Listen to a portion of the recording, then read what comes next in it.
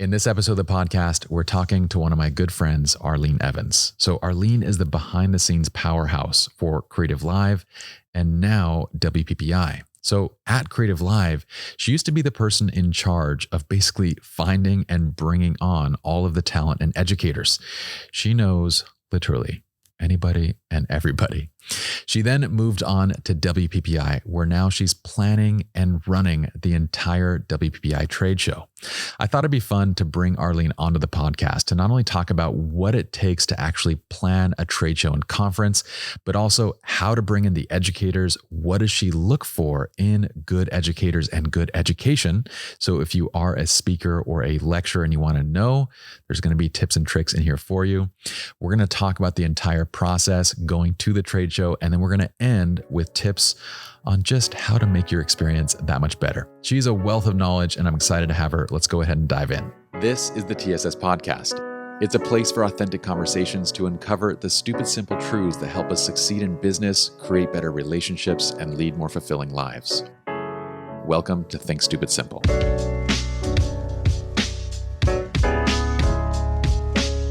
Arlene, you are, I think a lot of people call you their mother from another mother.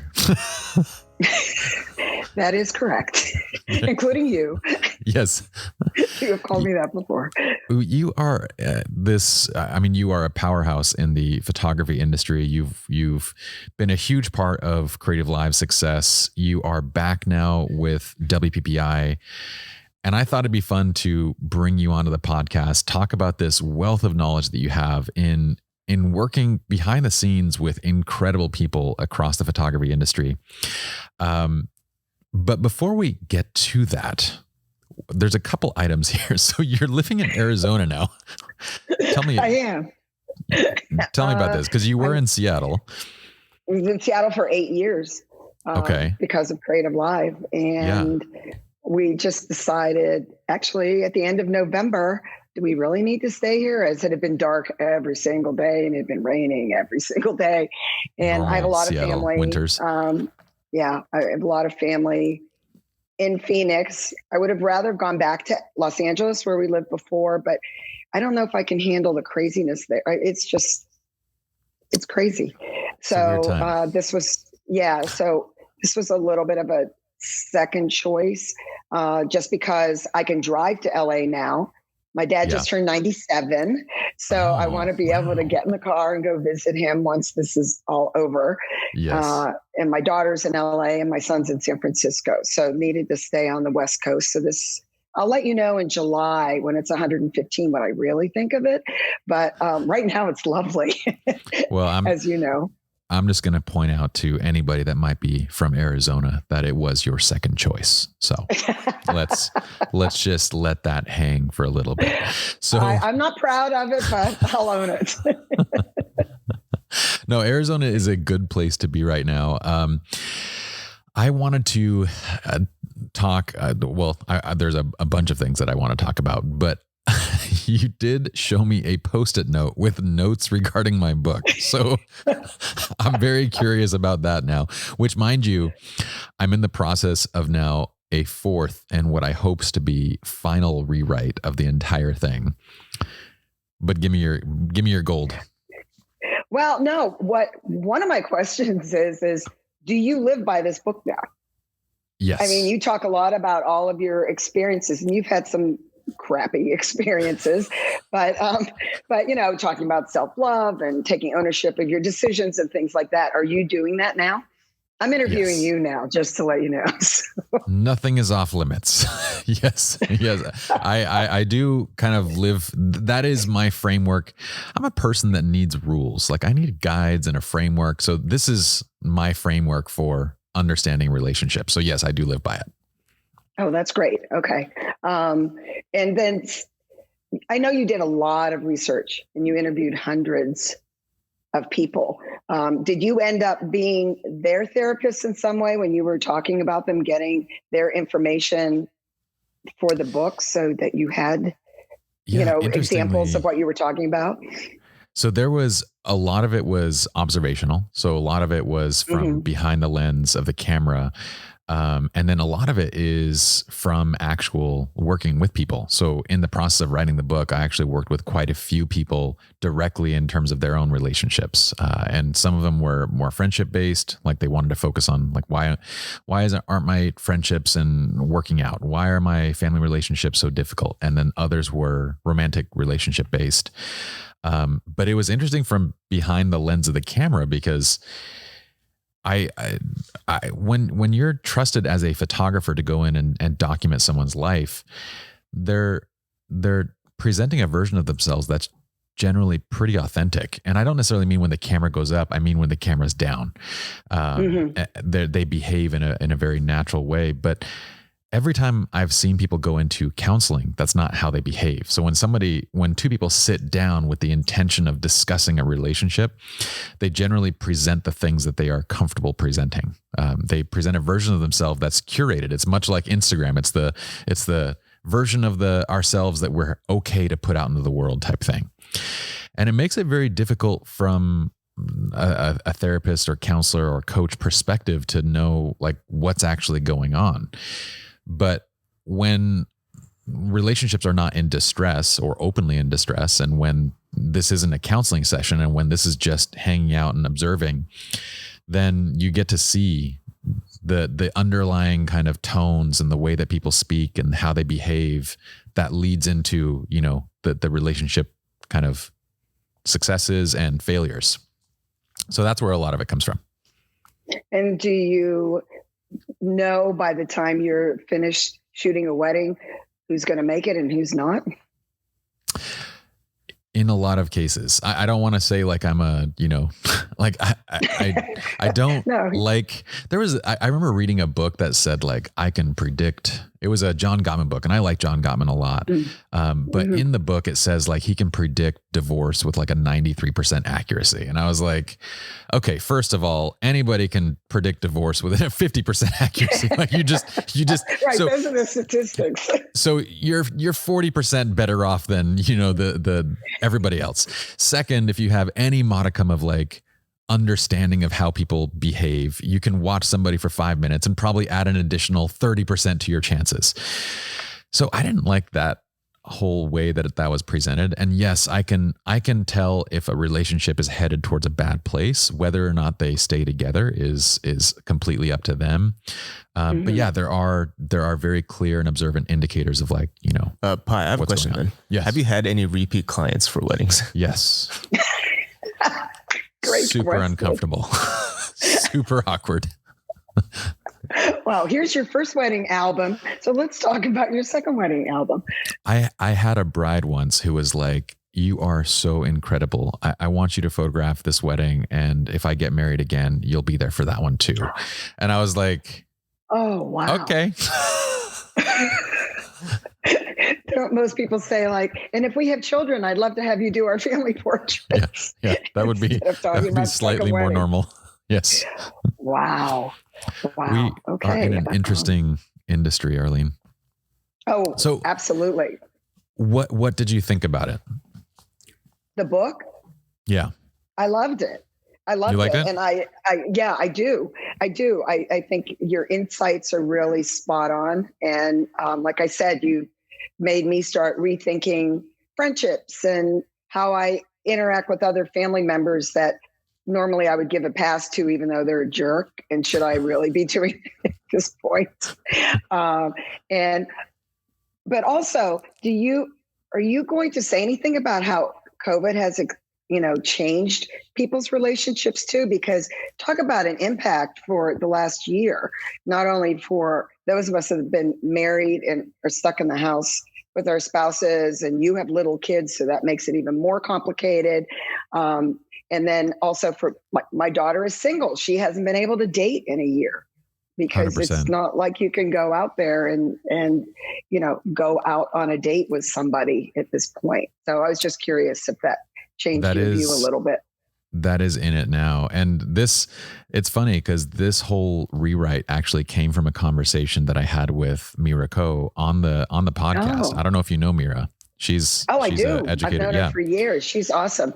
She's awesome. She's written 6 books, and and she read like the first 100 pages, and it was really funny because I asked her what she thought, and she's like, "Let's take this off air." And I was like, "Oh shit, Whoa. This is not going to be good." Whoa. And but no, I gave her a hard time about it. But I like critique, and I find that it makes the process better. And what I realized in finishing this latest version was I found this incredible book editor, Zoe, and she read the early versions, and she's like, "This is clinical textbook." And I'm like, "That's exactly what I'm not trying to be, is clinical textbook." So she's like, "We need to build in narratives." And we did that, but it still felt like it was 20% narrative, 80% textbook, like clinical, too much data, too much information. That's the version that you have right now. Too much data. So I'm going back and I'm actually reversing it, where it's 80% narrative with 20% information built into it. And it kind of drives to, Mira had a point of like, the premise, the hook of this is so incredible. You're promising stories and behind the lens and all these different things. But she's like, then when I got into it, you diluted the stories. And I was like, yeah, it's mostly data backed up by diluted stories. And she's like, reverse it. So expand on the stories, let that kind of, so it's been this 3-4 year long process trying to figure out my voice as a writer, but I think it's finally kind of coming through. Well, I'll look forward to getting the next draft. Knowing you're going to like the next one a lot better. I know. But yet the data, it does give it so much credibility, especially now with social media and what people post. You never know what's true, what's not true. So I felt like the data, did make it more credible. Sure. That'll still be there. It's just going to be wrapped up in narratives, like a kind of like a Dale Carnegie type book. But anyway, this is not about me. About your book. This is, I know, but it's this is fun. about you and and I mean, speaking of relationships, you have amazing relationships with so many people across the photography industry. I mean, if there was a person, if someone were to ask me, who do you know that knows everybody, I would say you. Well, thank you. But that's not true anymore, because now with the YouTubers, the photographers that are on there, and I can't get those guys to talk to me, the ones that have 1 million followers, and, they have, all these sponsors, and they're just not interested in I think WPPI, whatever the conferences are more traditional to them. And so they don't need them. I have 1 million followers and I talk to you. But I knew you when. So it's different. I knew you when you didn't. And I know you don't, but maybe combined.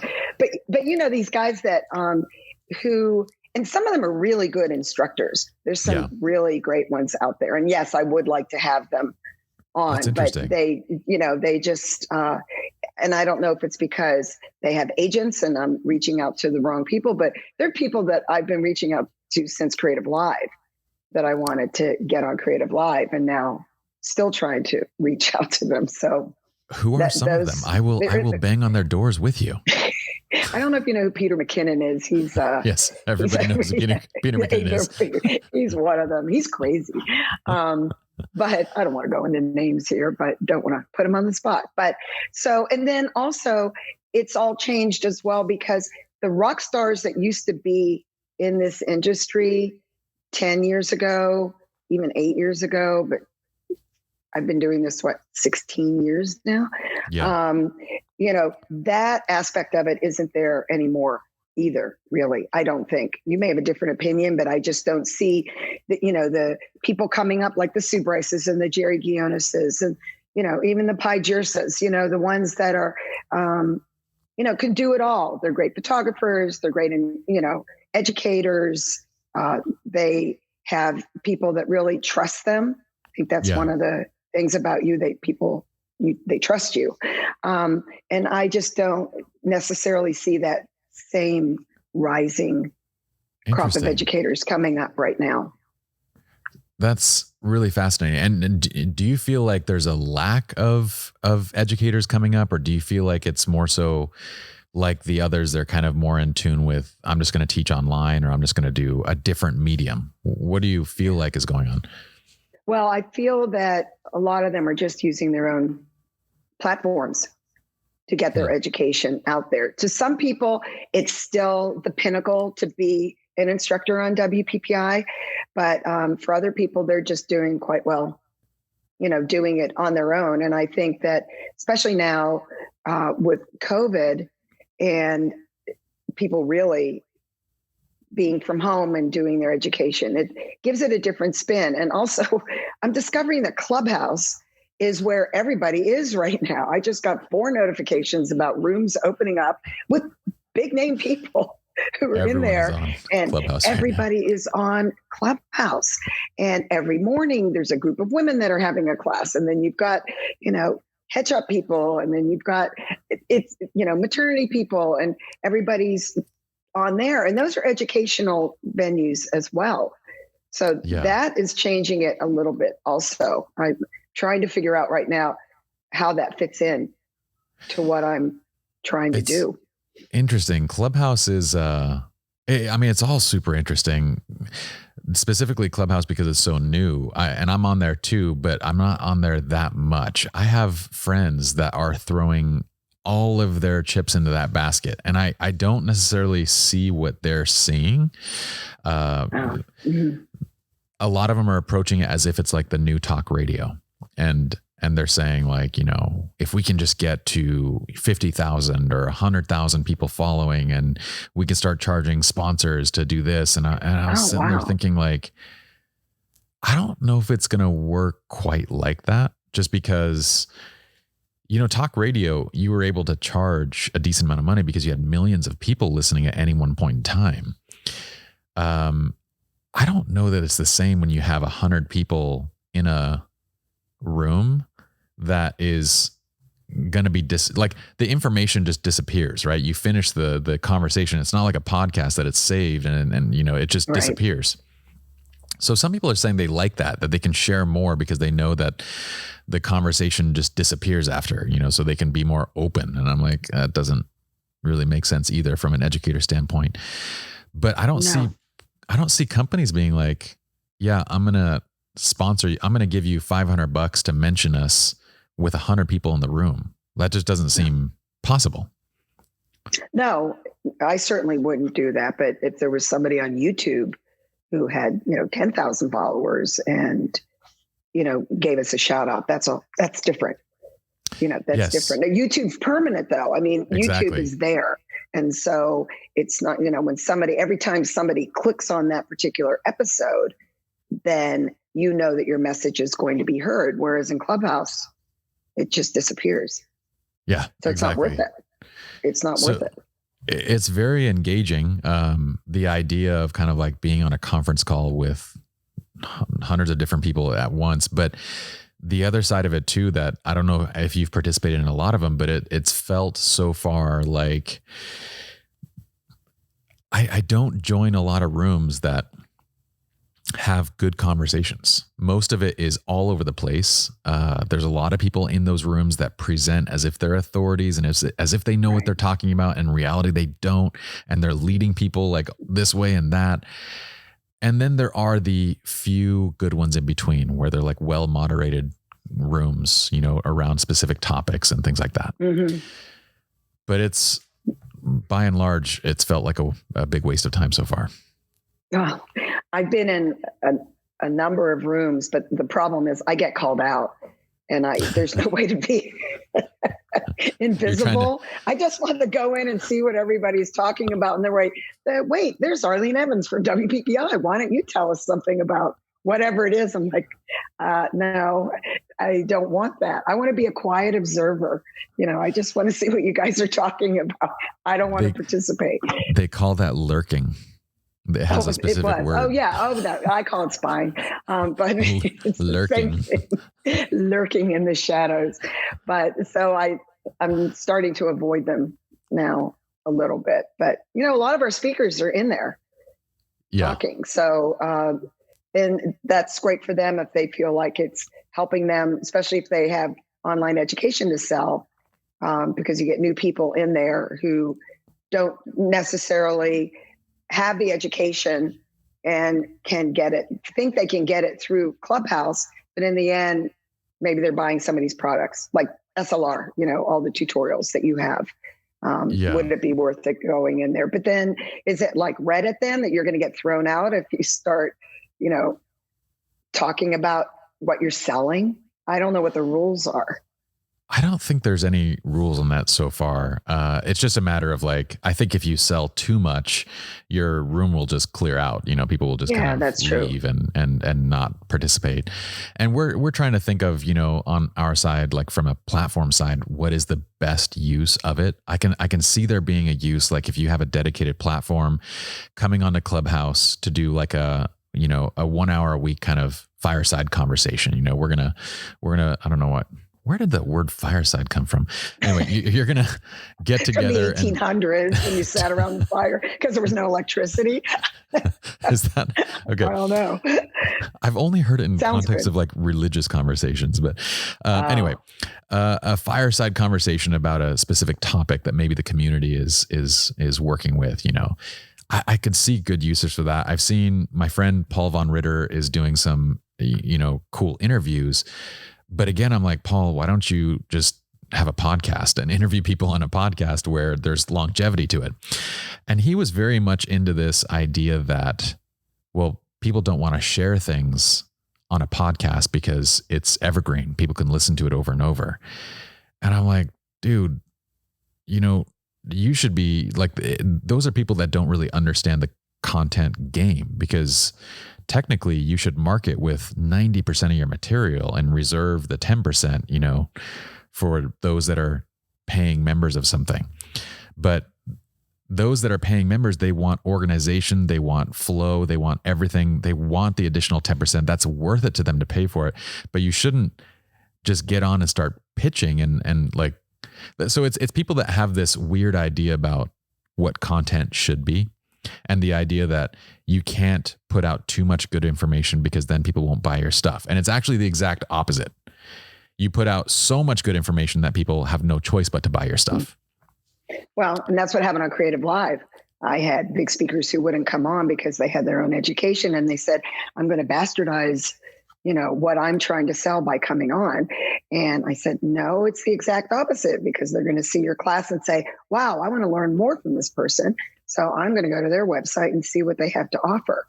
But there were people that just couldn't wrap their heads around it. So, and then at WPPI, they don't really have, as you know, because you've taught there enough, you don't have enough time really you really want to take 90 minutes and teach something real. And at the end, you can say, hey, if you want to learn more about this, go to my website. Yeah. At least that's what I'm hoping people are doing.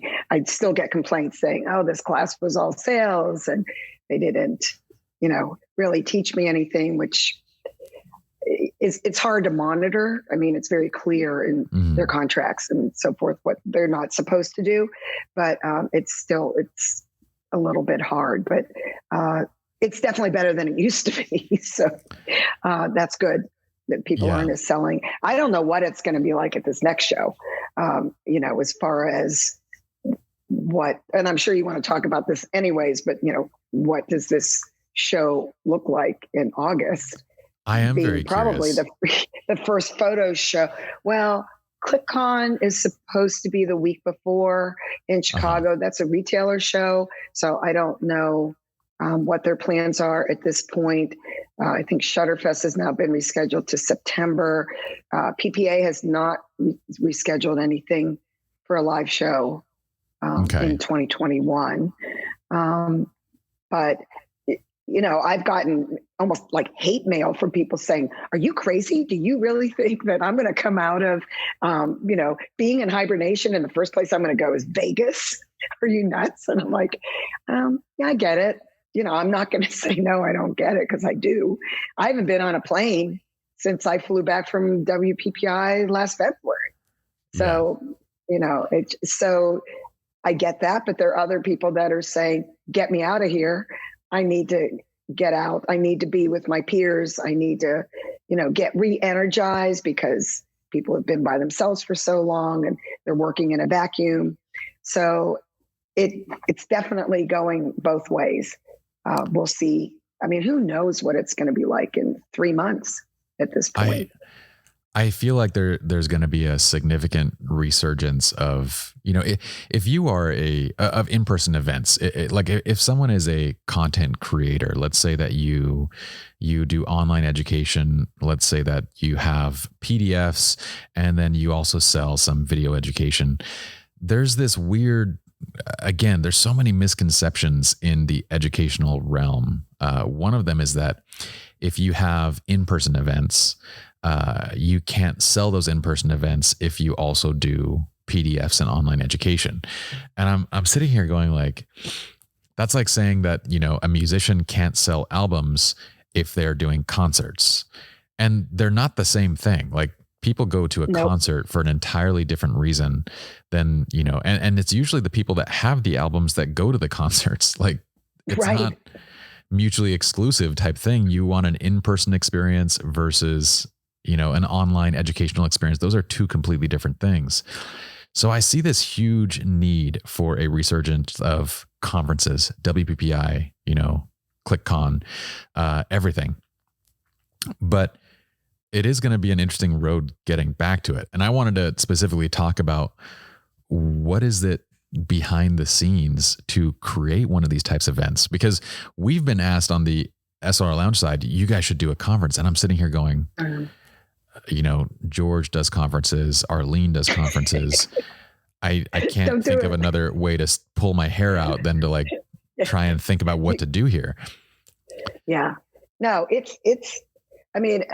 I literally started planning what we thought was going to be in March, 2 weeks after I got back from WPPI 2020. Yeah. So and we had all of our submittals, except from you, but you never submit. Can we just always say that email, if Arlene wants me to be there, I'll be there. Like that's my right. But I'm not filling out a form. But I had all that by the first week of May. Wow. So, and I really I'm going through it today actually, because we had 270 instructors submit and 40% of them were new, which was great. I was very excited about that. But with over 500 class types, people were submitting 2 and 3 and, in different areas. It's this monster job to go through them. And so I was spending 6-7 hours a week just reviewing those. And then, yes, no, maybe. And then you got to go back to the maybes and see what you think of them now. And I'm looking at the list that I put together, like, wow, I have twice as many instructors as I need right now. So, because we had to change the show a little bit because of potential pandemic restrictions. We don't know yet. I mean, Nevada still hasn't told anybody what they can and they can't do in the future because they don't obviously know. And, we're going to be at the Mirage. The Mirage right now is closed during the week, as is Mandalay Bay and a number of MGM properties. And they're only open Thursday through Sunday. This is so wild. You're planning something that we don't even know is possible. Right. And so right now my scenarios are, I have a new one now too, but am I allowed to have 50% of a classroom full? Am I allowed to have, a big party like, we normally do? Mm-hmm. And my Australian friends are telling me they're being told that they're not going to be able to leave the country until 2022. So, and we have a lot of judges, print comp judges, and a lot of speakers from Australia, the UK, Canada. I don't know if they're going to be allowed back in the States by August either. And wild. You've got companies like Canon and Adobe and, Sigma. They're they're on travel bans right now. So they don't even know, if they're, we're not allowed to travel. Sort of funny. But, even the big companies in Seattle, Amazon, Microsoft, they're not allowed to travel through July. Mm-hmm. So if we end up in that kind of situation with our vendors, then that puts a whole different spin on it as well. But we're planning a show. Yeah, we're planning a show. So, I'm going through all of these. I think that I'm very cognizant at this point about making sure that everybody's represented even more than ever.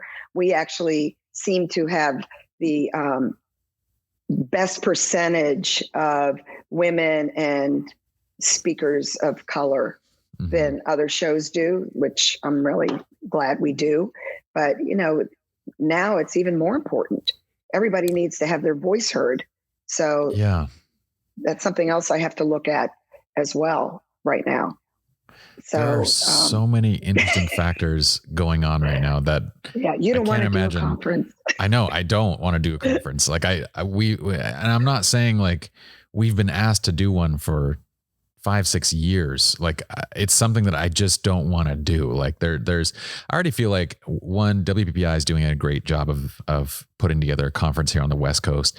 I also feel like George and Sue have really done a great job of like the in-person, boutique kind of conference experience with the portrait masters and all that. Like it feels like it's being done well already. Like there are aspects that like are interesting to think about. But there's so many nuances. I want to drill back to, I would imagine that the very first step in planning a conference is identifying the audience that you're actually seeking. So maybe we can talk about who is WPPI for? That has changed, I think, over the years a little bit. And we actually have been talking about that. We get complaints that we don't have enough classes for advanced photographers, but I think some of them feel like they came to WPPI in the beginnings of their careers and they don't need to come back anymore. I see WPPI more in beginner classes for the 1 to 5 year photographer. They've been in business, they started a business, but do they really know lighting? Do they really know, how to run a business? And a lot of them don't. I think the days of people going to college and getting degrees or going to an art school and getting a degree in photography, I don't think it's happening these days. I don't know. You may see something different, but I think that it's, people just aren't doing that. So they're looking for, I've actually seen LinkedIn profiles where people put CreativeLive as their education. Interesting. So that's fascinating because they've watched enough classes that they feel that they've gotten what they need, to run a business, which is great. But I mean, I do think that the educational first on the photography degree side, you're right, that is dead, if not very near its end type thing. But even in just a general educational standpoint, the entire concept of a degree needs to be rethought. Like I feel like we need a very different approach. The university educations don't prepare you for what it's actually like to be at that job. It just says that I was willing to follow a series of steps to get to this place. And then you get to that place and you're like, now I actually have to learn what I'm doing. So I feel like you do learn more when it comes to like actually taking a skill and putting it into practice. You do learn more from a CreativeLive. You do learn. WPPI was where we got our start. I thought, I don't know if I ever told you this, but back in 2009, we saw this wedding photographer shooting, and we asked him like, how much are you getting paid? This was a wedding that, Justin and I were attending as guests. And we were like, how much are you getting paid to shoot this? And he said something like, something outrageous at the time, like $2,500. And I was like, $2,500 for one day's work? And of course I made every possible misconception, there was, but he was like, yeah, I mean, in a nutshell. And when Justin, Chris, and I were like, well, maybe we should consider this as a possible route to, getting our other businesses off the ground. This can pay the bills in the meantime.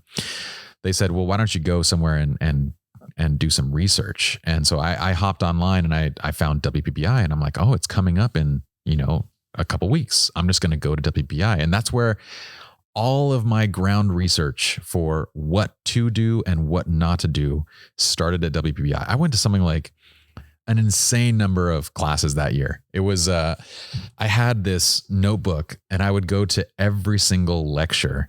And if the lecture wasn't good within like 10, 15 minutes, I would just bounce and go to the next one that I had circled. Like, okay, this is my first choice. This is my second choice. This is my third choice. So I did not know this. I did 40 different classes like that first time there. And it was incredible. Wow. Like it was such a great launch to getting information. And what year was that? 2009. Oh, okay. So that was me. Okay. And that was Georgia me putting it together. Yeah, that was at a time where there was a lot more in-class selling, but there were still really great classes going on. And over the years, like last year was incredible. Like people that say that there's a lot of in-class selling now don't really understand, what it was before and where it is now. But it's fantastic. And I would also say that the content creators that are doing in-class selling, they don't generally know like how to actually teach in terms of like what's best, as an educator. Again, your best sales tool is more information. That's it. It's not your pitch. It's more information. Like, so. Right. And that's what I tell them. I say, if you want to come back, another time, then you need to make sure that you're giving the student something actionable to do when they walk out of your class. So whether it's a business class or a lighting class, and they can apply what they've learned to something that they're doing in their business, then that's when you're considered successful. I think. For sure. And you're very good at that, and you're everything that you've created on SLR lounges, because, you give them a clear path. Maybe this is your accounting brain kicking in, but you've got, everything's laid out, exactly in steps the way it's supposed to. And that's what education is. And going back to college, that's not necessarily what college is. Yeah. It certainly wasn't what I learned. Yeah. So I learned nothing. No, I like my mind is a frameworks mind. I think in frameworks, but the how to teach and how to effectively sell. Well, I learned sales things along the way, but I mean, from specifically an educational standpoint, I learned this from you and CreativeLive when I was there. Meg was the one that was talking to me and saying, don't hold back. Like, this is like, put everything you can into this, and then you're going to put everything you can in the next one, everything you can. And my thought was like, well, if I do that, then it's the same misconception that everybody has. If I do that, then nobody's going to buy my other stuff. Like I want to be able to sell other things. I don't want to cannibalize everything. And the exact opposite thing happened, where you're like, okay, people will learn and they want to get the additional 10%. They want to get the additional pieces on executing. They become fans, and they become people that like follow your frameworks, and they want to do it the best way that they can. And when you don't teach in that manner, you're really doing yourself and your audience a disservice, in terms of, so it was a very interesting lesson that I'd learned from CreativeLive. Oh, well, Meg was she's not producing right now, but she is a great producer. She's awesome. But that's how they were trained. Everybody was trained that way. So no, it was a great experience. And I was lucky that I could bring the conference side of what I knew to CreativeLive, because that's a little bit of a different viewpoint than, what the producers might have been doing also, because conference teaching is very different. And CreativeLive's classes got smaller, as you know, they got shorter as we went along, because we realized that 3 days of content was too much. 18 hours. It was way too much. I used to feel so I would say to instructors, I can't do what you do, because there's no way I would be able to come up with that much content. It's a lot. At the end of those days, those were, I don't think I ever told you this, but one of my 3, I think it was incredible engagements, was happening during my divorce. So I actually got a phone call from my lawyer about, I think it was like 30 minutes before I was going live. So there was one time I ducked out I was like, I'm going to run to the restroom. And it was actually to deal with a legal issue in the divorce. And then it was, okay, in 15 minutes, you're going live. I just remember it was normally at the end of one of those production days, you just feel like it's gone. Like everything that I have is gone. You just want to go back to the hotel room and sleep. Curl up. When it was that, and it was dealing with both of those simultaneously, I was like, and then you just like the on-air sign goes and you're like, okay. Wow. It's fine. I did not know that, because I didn't know at that time you were getting divorced. You were very quiet about it at that point. I mean, all your best friends obviously knew, but it wasn't for public consumption at that point. Yeah, I didn't necessarily want that to be. I kind of think I keep things close to the chest until it's like an appropriate time, until I have the emotional capacity to deal with it. But I remember doing a guest lecture at CreativeLive. Chase asked me to do like, those like 15-minute or 20-minute roundtable. What were they called? Yeah. Oh my God. I don't know. Everybody was crying in yours. And I can't remember, but we were in the Studio B and we were all sitting there and you were telling us essentially your creative life story. And it was very emotional. What did we call them? 20 minutes of, there was supposed to be 20 minutes. I don't remember the name, but it was just for staff. It was just for the staff. And I remember thinking nobody has any clue what I'm saying. Cause I was saying then, I was like, all of this, everything that you have, everything that you see can be taken away. It can all be gone, like literally tomorrow. None of it means anything. The money the only thing that matters is your relationships. The only thing that matters is your knowledge. The only thing that matters. And I was like, these guys have no clue what I'm talking about. But that was going through the doors. We didn't. I was actually talking about like, it's all gone. Like everything that you possibly thought that actually mattered once you are living. Cause at the time I was like, I'm going to be living on my own in a 1-person studio apartment with nothing to my name. And it was the most freeing feeling I've ever felt. It was the most, it was one of the most happy feelings that I'd felt in 15 years. And so I was standing there. I was like, I'm not going to tell him what this is about, but I'll tell him my perspective. But that's what the perspective Well, I mean, I think, the most moving part was you talking about, and what you talk about this in the beginning of the book is your journey to becoming creative and being in high school and nobody thinking that, you could do that. And so you had to do something more practical and, how you got from A to B to be a photographer. And it was very moving. It was very moving. Like I said, people were crying. Not to make that feel good. That means you were effective. You're an effective speaker. So, people were crying. It was so bad they were crying. No, it was tough to listen to. You've worked with a lot of incredible people. So so saying like WPPI is for, and by the way, if you are listening, first of all, you guys can find me at WPPI. It's a place that y'all need to go. I don't know why I'm looking down while I'm saying this.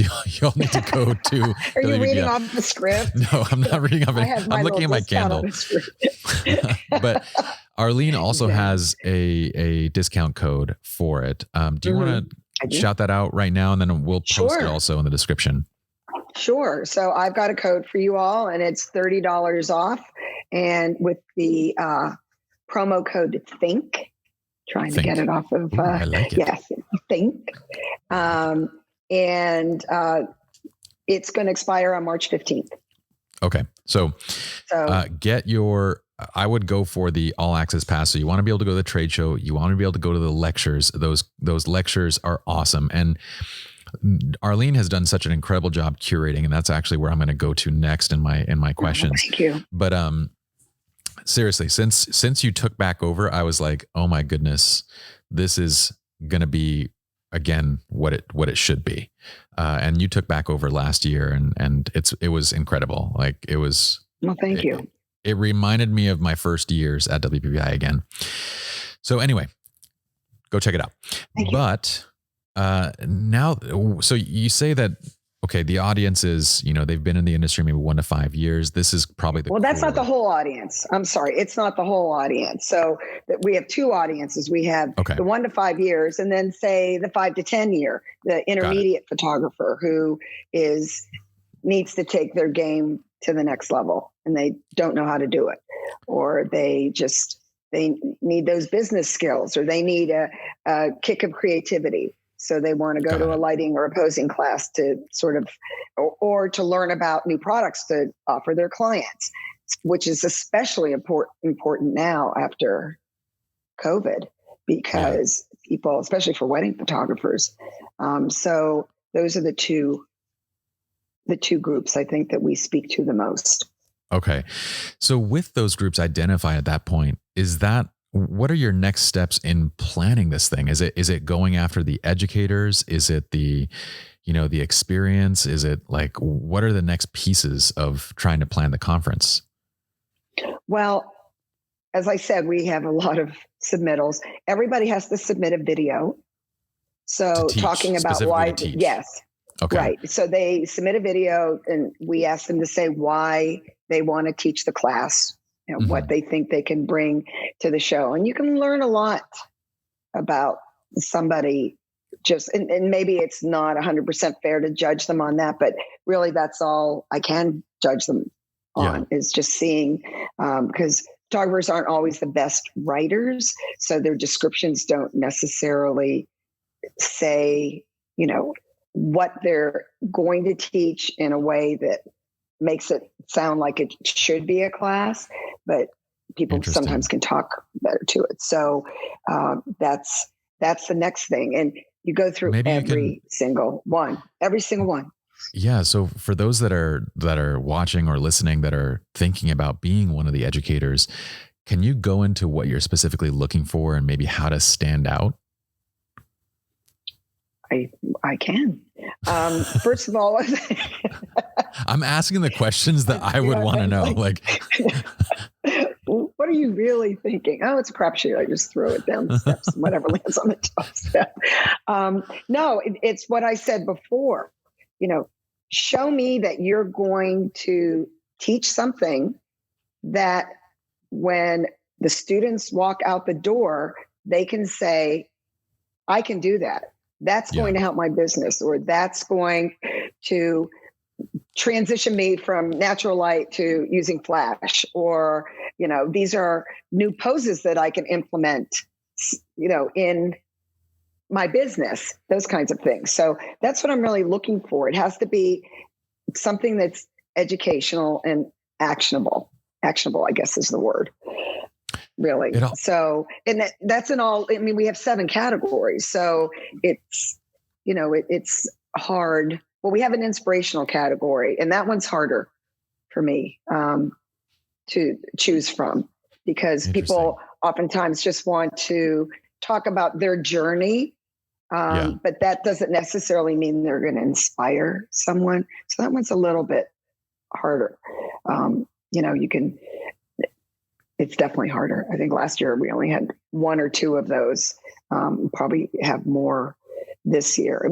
Predominantly right now I'm looking at business and marketing. I think that those are going to be the most important classes for photographers coming out of this pandemic. And I think most of them are slowly coming out, depending on where you live. Yeah. If you're in Texas, they're doing 300 people weddings, which is appalling to me, but that's Texas. What they're doing.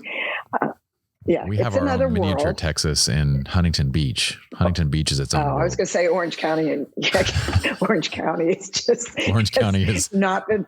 Yeah, they're not following the rules either. So no, I don't know. Are you shooting weddings? Is your team shooting weddings at this point? Larger weddings? Not larger ones. So most, but every now and then our teams will show up to something, and then there's just like more people than were expected. So like. We're kind of in this, most of the things that we're shooting right now are smaller, at homes, and they've been downscaled quite a bit. But I did one earlier in the pandemic that was like 100 people in a home. And I was like, no matter what kind of rules you're following, this is not safe. And there was a lot of elderly people there. I kept thinking like, if you're the couple and someone, one of your family members gets COVID and dies at your wedding, like, what do you do then? But anyway, that's a whole nother thing in and of itself. But I agree with you that business and marketing are the two most critical pieces. I think those are always the most critical pieces for creatives, because as creatives, they generally want to think about the artist side, of the craft. They don't want to think about the business and the marketing side of it. No. But the lowest hanging fruit, and I would have to imagine that of the 500 plus submissions that you get, how many of them want to talk about lighting? That's our second largest category. So but so wait, were you expecting a different answer? No, like, because that's the lowest hanging fruit. Like, I would think that everybody wants to talk about, 10 different ways of lighting something like lighting. They do.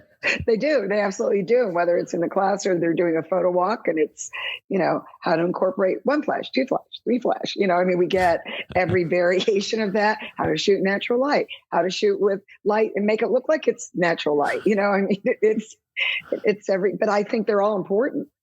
They are because, it's people need options and they need to figure out what works best for them. So for sure. Take a few classes on something that you may not have tried. And if it feels comfortable, that's great. And if not, then maybe you just go back to what you were doing before. And that's your comfort zone. But no, lighting is huge. But if you are an educator and you do want to stand out, then I would say one of the other ways would be to submit on topics that might not be as broadly covered. Like, would you agree? Yeah. Oh, absolutely. I mean, to me, and correct me if I'm wrong, at some point there's going to be a finite number of lighting scenarios that people are going to be able to teach. Business and marketing is a little bit different. Everybody's got their own spin on marketing. And of course, talking about Facebook Lives and Insta stories and everything, that it's amazing to me how many photographers, that's their marketing. They're not doing paid marketing in other places. They're just doing it strictly on social media and they're making a living and they're doing, well.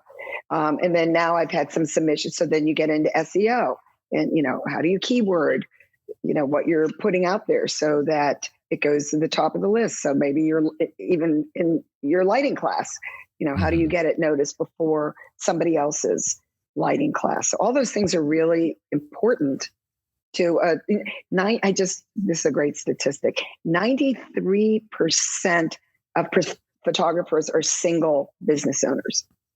Interesting. So meaning that they're not in business with like their spouse or like you else. are. Right. They list themselves as single business owners. There's a big study that comes out every year. It's called the IBIS report. And they just go through every piece of photography and how much people are making. And the Bureau of Labor Statistics does the same thing. If you look at their numbers, you would never become a photographer because I think the average salary on their list is like $35,000 a year. It's like 30 something thousand. Yeah. It's just crazy. But when you're seeing the market change now too, because wedding now is only 8% of the photo market. Yeah. And, portrait has become, obviously it just gets broader and broader on what people are doing. It's a little hard to tell how wedding photographers are doing as far as, are they just doing weddings? Are they incorporating boudoir now for the bride? Or are they doing family shoots after, and you certainly would know a lot more about that than I would based on your business and what you all do. But, people are branching out. So I don't know who's just only doing weddings at this point. Sometimes it's a little bit hard to tell. Yeah. I mean, we generally encourage people to do life cycle photography. So like you're thinking engagement, wedding, maternity, newborn, the general process that someone might follow in kind of life events and then going to family photo shoots and things like that. So that way you're turning each client into kind of a repeat business.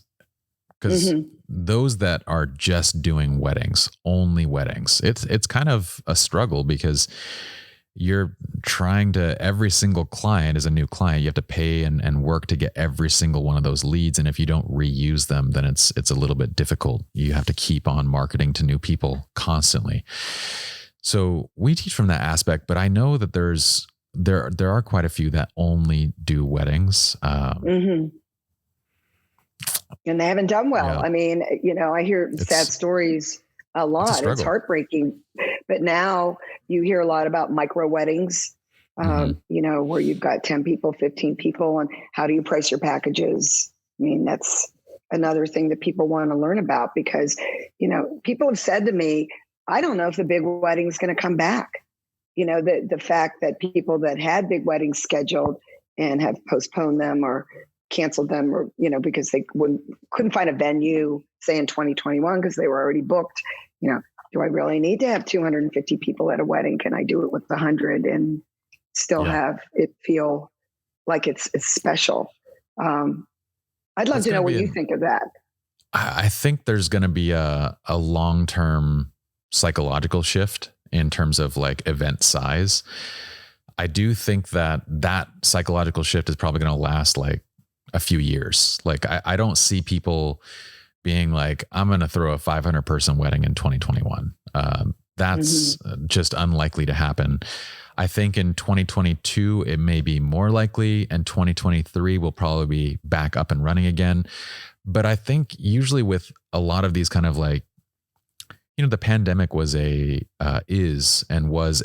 global mindset shift, right? Where it's kind of, for a lot of people, it's put things into perspective as to what matters. And I'm talking about tragedy and everything of this aside and damage aside, it's made people think of what truly matters. And I think those shifts in consumer perception are of a rather permanent nature. I think you'll still see a lot of like the hyper wealthy throwing big parties. But I think below, from middle class to wealthy, I think there's a lot of people that have shifted towards a mindset of less is more and, intimate is better. And, spending time with the people that I truly want to be with is what I want. But that said, I don't think that that's going to broadly impact prices for photography.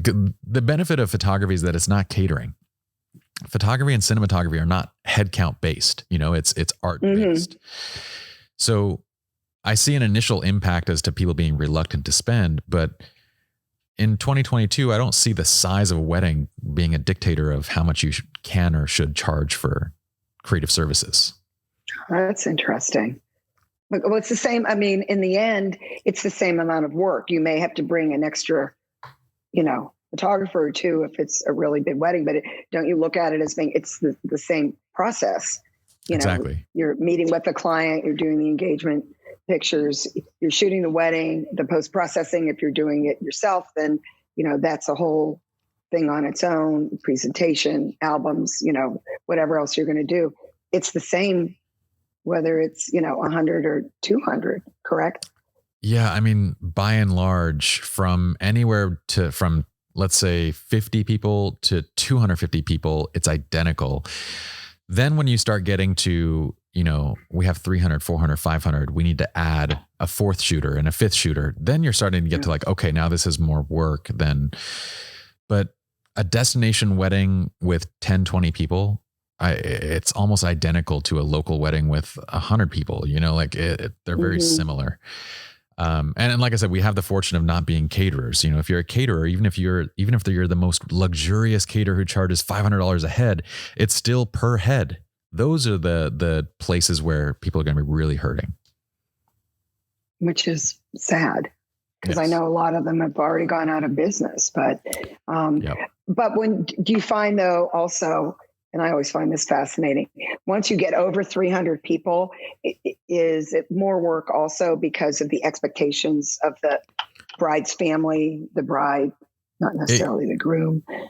In general, just when you get to a higher end, $10,000 plus wedding clientele, psychology is a huge piece of it. And a big piece of like your energy really goes to just your emotional capacity to kind of work with everybody that's around you, and to, you are a director of many sorts. Like you are like a director would on a Hollywood set. You're kind of moving around the pieces in a similar way to be able to document and create, what it is that you're trying to create, while also dealing with their own needs and their own egos along the way. Like it kind of feels one and the same. But I don't necessarily think that has to do with the size of the wedding, more so how much they're spending. Like I didn't feel that same need in the $3,000 to $5,000 wedding range. In that range, it felt like there was a lot of freedom. Come in, do your thing. There was a lot of respect for the creative process and just allowing you to be. At the higher end side, it feels like you're one part photographer, one part director, one part therapist, counselor type thing. Interesting.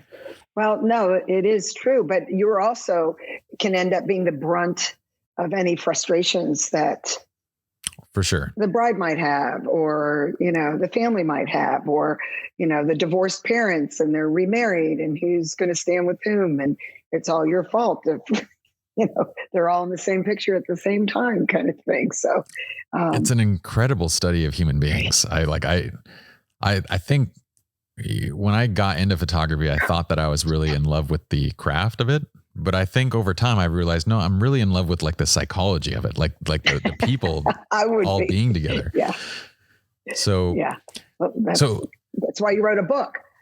Yes. Well, so going back to the conference, so those that are wanting to educate, those that are wanting to come and do that, mm-hmm. I would say from the standpoint of having taught there is, and you can confirm or deny any of this, but one, choosing a title that's maybe not the lowest hanging fruit, meaning not like, here's 5 compositions that are going to do this, and here's 3 different lighting techniques because everybody else is doing that. So choosing that. And then second is a description that is better with actionable information, right? What you said was, what are the students going to take away from the class and how are they going to enjoy it? And then third is the video, correct? Right. The video that they submit. It's only, is 2 minutes? I mean, it's short, but you can learn a lot. So put on your best face. Don't do it in your pajamas, kind of thing. And I won't be impressed. But what you're saying about the description and the title was really important. It's unbelievable to me how little effort some people put into theirs. Some people really think about it. But I mean, and we rewrite them a lot of times anyways, but if you need to tell us what you want to teach and just put it in bullet points, and that's the best way to describe it, then put it in bullet points, and we'll either leave it that way or we'll, make it look a little bit different. But if that's the best way to get, your teaching ideas across, just, do it that way. Titles are tough because you just don't know what someone's going to think. I mean, I have people that submit titles with swear words in them, like H, asterisk LL, or, SHI asterisk or something like that, because they think that it's going to be more impactful. And we left 1 or 2 of them that way, but it's you can be creative without doing that. So, so no, those are really good points. Those are really, really good points. And you've taught enough there, though. You can give advice as to what happens when you stand up there. What do you can you feel the expectations of what your students want? Do they keep in touch with you afterwards? That to me is the most exciting part, when instructors will say, wow, 5 of my students are still, emailing me and asking me questions, and they're all excited about it because they've made a connection with people in the audience. I would say hundreds. I've stayed in touch with hundreds of the students at W. It's probably the place where that's most dialed into, who I naturally like speaking to. These are portrait and wedding photographers who they're serious about their craft. They want to learn. So the audience is fantastic. I would say standing up there, the thing that I try to always remember is, I think as educators, well, first thing is that you should never expect that you're going to go and stand up at any conference anywhere and walk away with tens of thousands of dollars. That's just not how it works. This isn't some way to get rich. No. If you are the keynote speaker somewhere, then you can start commanding, some pretty good speaking fees. But otherwise, we're talking, $250, $500, $1,000, maybe get other things. And so you're really not there because you're trying to make a lot of money. And I think that's the thing that gets educators in the mindset of like, oh, I better make this worthwhile because I made this whole trip out here and I'm only going to get $500. That mindset in every aspect of business is a really negative mindset, because anytime you're walking into something with that, you're thinking of trying to get the money that you want to make from one person. Like if you go into a sales meeting and you're like, man, I got to get, I want to get rich. Then you just completely overcharge somebody. And in reality, the way to get rich, people think there's all these shortcuts, but in my mind, the way to get rich is by serving more people. So if you think of money as a function of how many people you can serve and how much value you can give, that's the way that it works. So the more people and the more value you give, then that should be the thought. So when you stand on that stage, if you remove that expectation of money and you just think that you have 50 to 100 people that have taken time out of their day, of all the things that they could be doing, to sit there in front of you, that should be your driving force in delivering really good, valuable content. Because how would you feel if you were on their side and all they heard was a pitch? Let alone if Arlene finds out about it, you're not going to be invited back, of course. Well, that's a whole, and I do. I mean, we do a survey afterwards and people call instructors out. Yeah. And, they'll say so-and-so, did too much selling. And I don't know how you ever stop that. I don't know if that's common at other conferences either. It might be like everywhere. A PPA or imaging. Yeah. But again, you turn people off by doing that. I mean, I said, my thing is do it for 5 minutes. You get 5 minutes at the very end. And, like I said, if you want to learn more, or this is what, the opportunities that I can offer outside of this classroom, that's great. But otherwise, just don't talk about it and they'll figure it out. Especially now, they're going to go to your website anyways. And so they're going to see, and have you ever been able to quantify how many people from all the teaching that you've done have actually come to your website and bought your products? I'd be really curious about that. It's difficult to quantify. I mean, I can say that, well, our company's healthy, that we have a great team, that we are all taken care of and things are good. And generally we've always done better from a revenue standpoint, the more that we give out for free. So that's the weirdest piece that you wouldn't naturally connect. But the other side of this too, Arlene, that I think happens a lot is I think there's a lot of people that are teaching that are early on in their careers, and they should be teaching. It's not as if they shouldn't, but they haven't developed a broad base of like content and information yet. So they don't have that much to teach. And I think there's a fear on that side of like, well, in 90 minutes, I can literally give away everything that I have, and if that's the case, then maybe, you shouldn't be presenting on that medium or format. Like maybe you just sell a PDF guide for $30 type thing, if that's what you're worried about.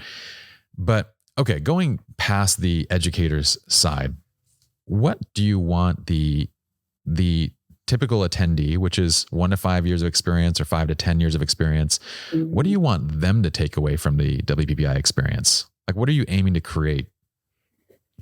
A community. I mean, that's what I always felt when I first started.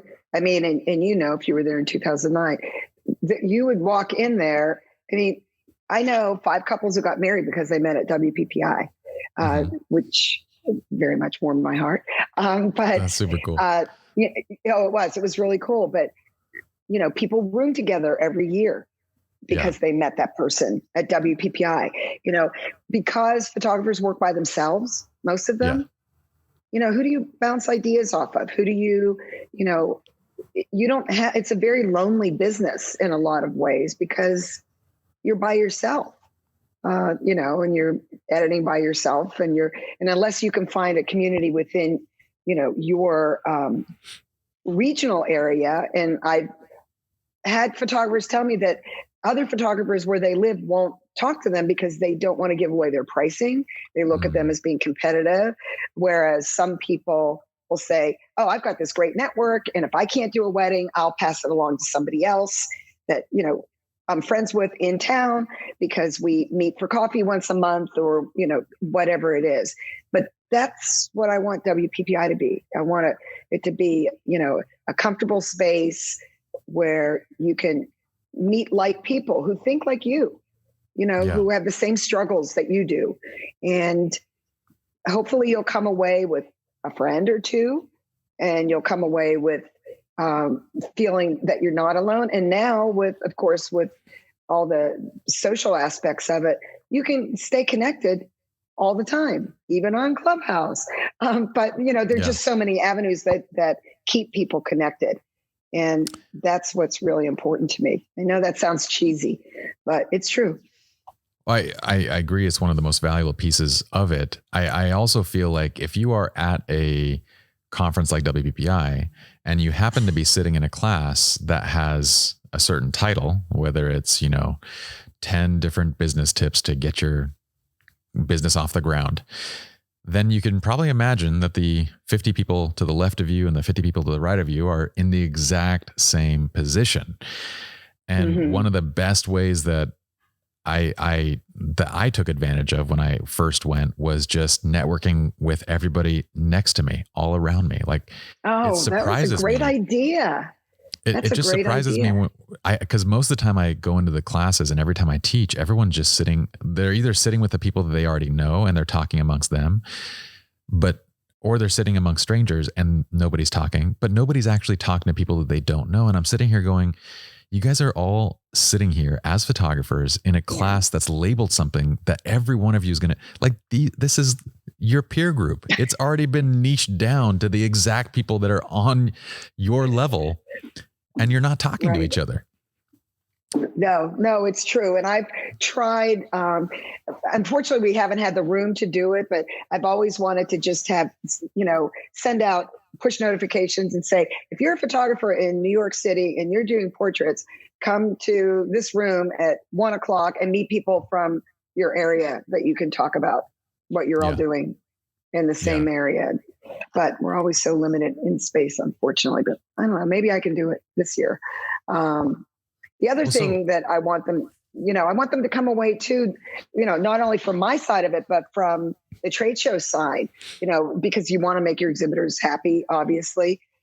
This is your chance to, go in, no pressure, because they're not selling on our floor for the most part, maybe B&H or Autorama, but just go in and, talk to a rep from Canon or Nikon or Sony and just, really get the lowdown of what the camera is or what you're looking for, or go to Graphy and look at all their albums and see what's there. It's those are great opportunities for people especially for people that may not live in a town with a camera store anymore. And that's becoming more and more common, unfortunately, at this point. For sure. Going to Best Buy isn't the same thing. So given that one of the goals is, or the primary goal that you want people to kind of take away is community, what are some of the things that in planning a conference you would do to foster that? Like, what are the different events and things that would create that sense of community? Well, it's interesting that my big thing when I came back was, what happened to all the parties? We used to have parties that people loved and they would go to. And I don't know if you were there for the 80s party, but it was extremely successful. We had probably close to 1,000 people there. Are you serious? And people were excited and they were talking to each other in the halls because people were dressed up and they came in 80s clothes. And we had a dance contest on this, on the stage, and B&H gave away gift cards. And people were so happy with it. You give them one drink ticket and give them a party to go to, and they're really happy.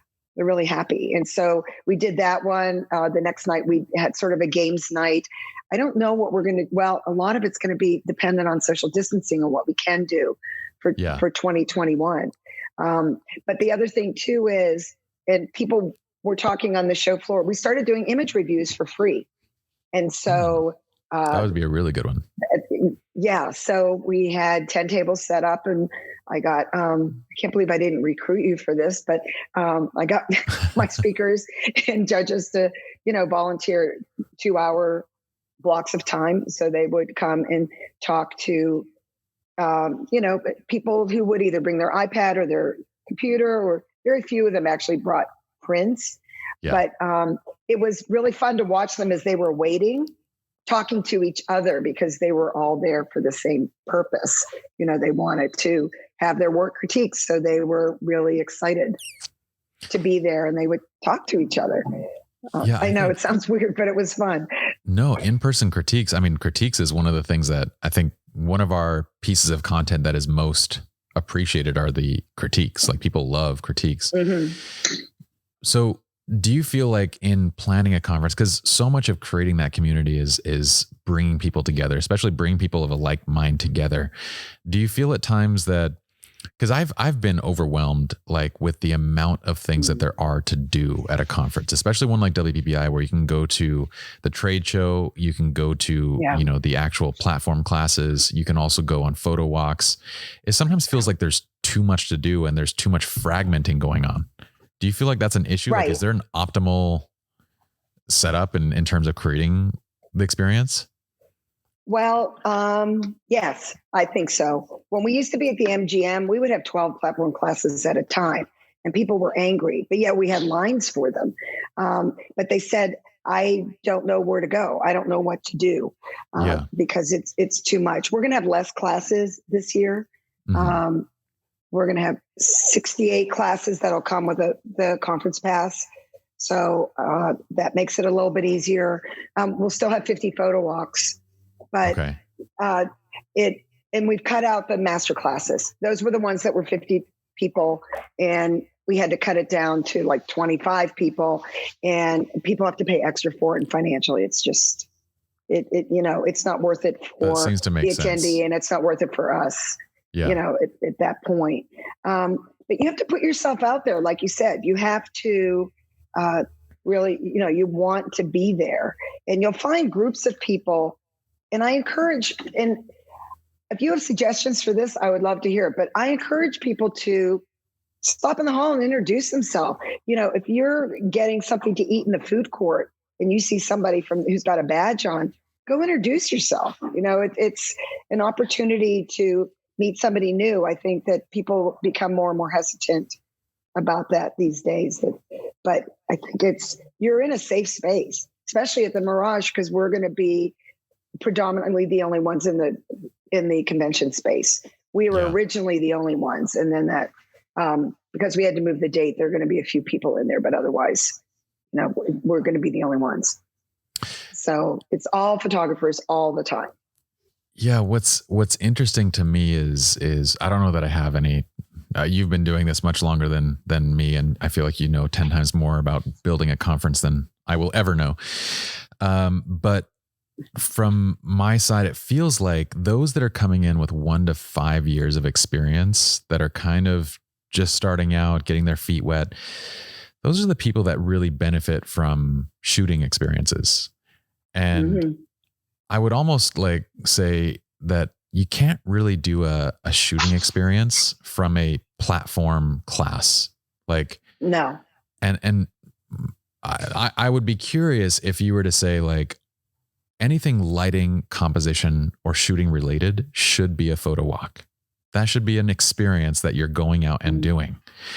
Anything that is business, marketing, sales, anything with the 5 to 10 year mark, those should be platform classes where you're sitting down and you're learning skills that apply to your business that go beyond just the taking of a picture type thing. Mm-hmm.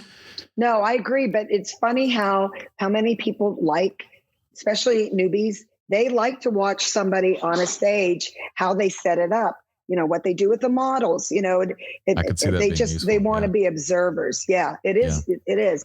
And what we're going to do this year too, is we're going to have more shooting bays on the show floor. so that you that'll be can awesome. actually go to the show, and, we'll have models set up in different, areas and with different scenarios. We've done it before, but I think this year there'll be even more than what we had before. So, because we're going to have less people in the photo walks because of assuming we're going to have COVID restrictions. So we'll have less people. So yeah, I mean, you're giving me ideas though, which is great. Thanks.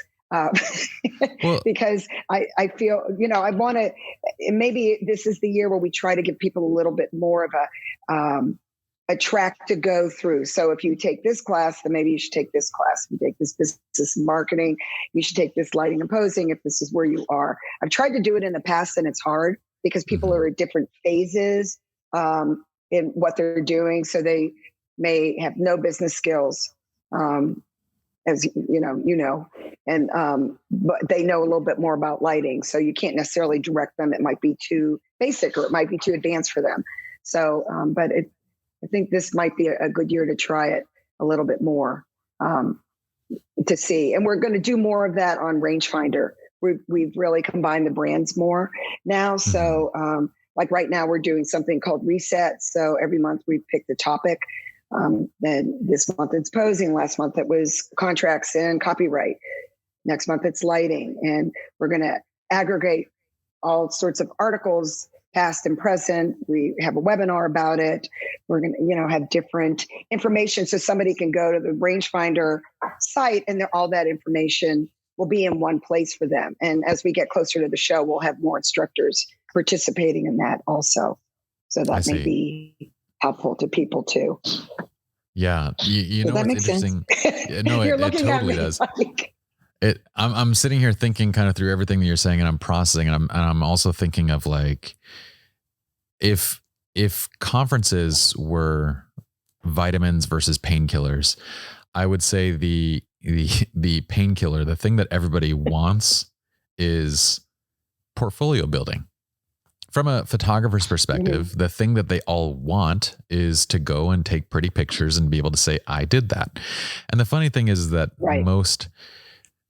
it's a very strange thing that this is what photographers want. And I'll explain from a general business standpoint, because if you were like, let's say if you were a chef and you wanted to open a restaurant, you wouldn't like your number one thing wouldn't be to go to a workshop where you learn how to cook something under someone's tutelage, and then say, now I'm going to bring this into my own restaurant. No, because when you bring it into your restaurant, you have no clue how to make it again. Or if you do, it's the only dish you know how to make. And that's kind of how these portfolio building conferences and workshops go, is that people go and they shoot these great images, they put it in their portfolio, but they can't recreate them.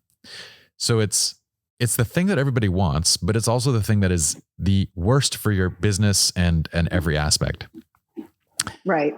The business knowledge, the marketing, the SEO, the personal skills, everything in between that are what I call the vitamins.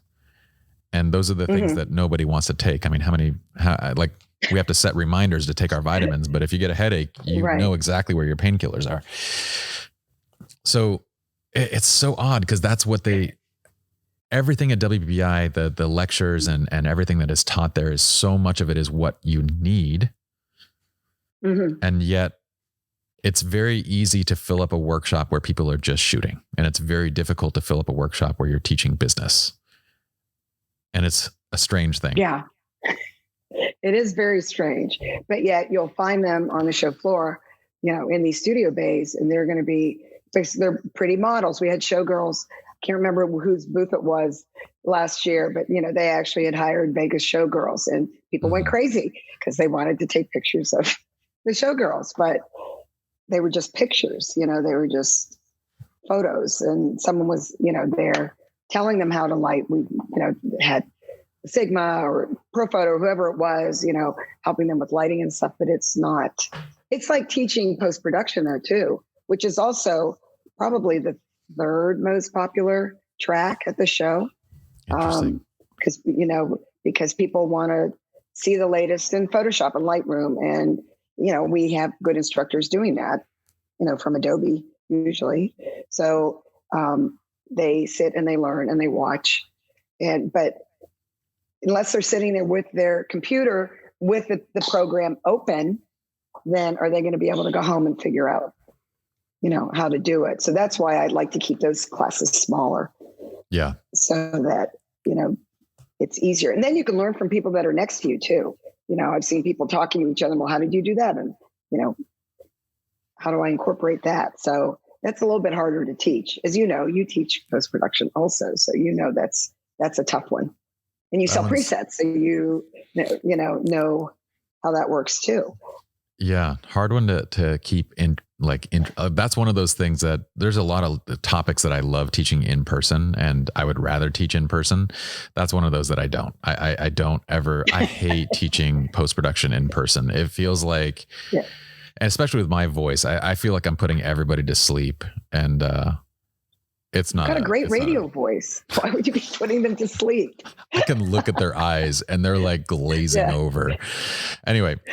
Yeah.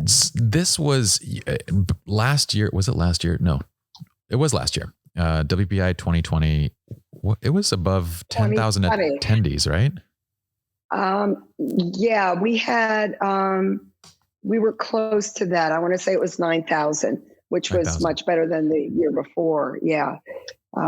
So we, look, we're in a rebuilding mode right now because we lost a lot of trust when we went to the convention center. I don't know if you were at that show. It wasn't. I saw great. one of them. Yeah, I saw one of them. I went. Yeah, well, fortunately, there was only one. There was only one, but I wasn't. I wasn't there at that point, but I was still going every year. But it was, it was bad, and people were disappointed, and they stopped coming.